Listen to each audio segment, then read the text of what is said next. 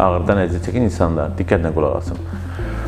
Əgər deyirsinizsə ki, doktor, ayaqqabımı, corabımı soyunub geyinə bilmirəm, belimdən tutur, çanaqdan tutur, qasığa doğru yayılan və oradan da dizə doğru yayılan ağrım var, hərəkət edə bilmirəm, pilləkən çıxıb düşə bilmirəm, oturub qalxa bilmirəm, daha çox hər zaman budun dibinə, yəni qasıq bölgəsinə vuran ağrım var. Belə durumda birinci ağlınıza nə gəlməlidir? Demək ki, oynağımda problem var. Hansı oynaqda? Bud çanaq oynağında. Bizim pasiyentimiz də gənc bəyəfəndi, sol bud çanağında daha çox olmaqla hər ikisində ağrısı var. Qasıqdan başlayıb dizə doğru yayılan ağrıları var, hərəkət məhdudiyyəti var. Bizi ilk növbədə bu şikayətləri eşidəndə hər zaman bud çanaq oynağında yeyilmə, orada olan problem və ya avaskular nekroz düşündürür. Bəli, düşüncələrimiz üstə düşdü.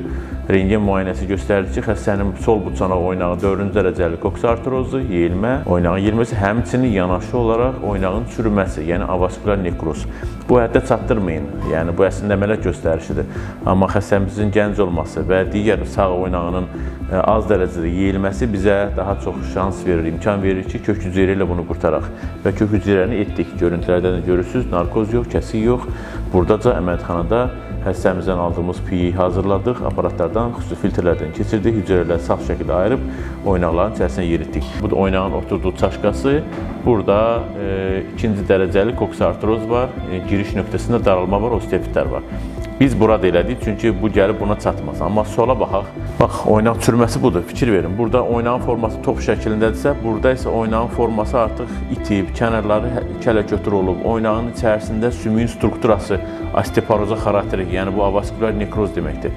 Biz buna baxmayaraq yenə də iynə ilə düşdük oynağın içərisinə, oynağın içərisində olduğumuzu təsdiqlədik. Kontrast maddə vurduqdan sonra görəcəksiniz, baxın, bura diqqətlə baxın, oynaq necə boyanacaq. Bax, oynaq boyandı, bir daha tam kapsulasına qədər gəldi. Biz bunu gördükdən sonra artıq kök hüceyrəmizi doldurduq. Düz oynağın bütün kapsulasına doldurduq oynaq içərisi və ətrafına. Bu artıq kök hüceyrənin doğru yerə yeridilməsinin bir daha sübutudur. İnşallah ümid edirəm ki, pasiyentimizi bu prosedurla, yəni kök hüceyrə proseduruyla həm əməliyyatdan qurtaracaq, həm bu ağrılardan qurtaracaq və avaskular nekrozun daha da şiddətlənib bir mənalı, mütləq şəkildə əməliyyata getməsinin qabağını almış olacaq.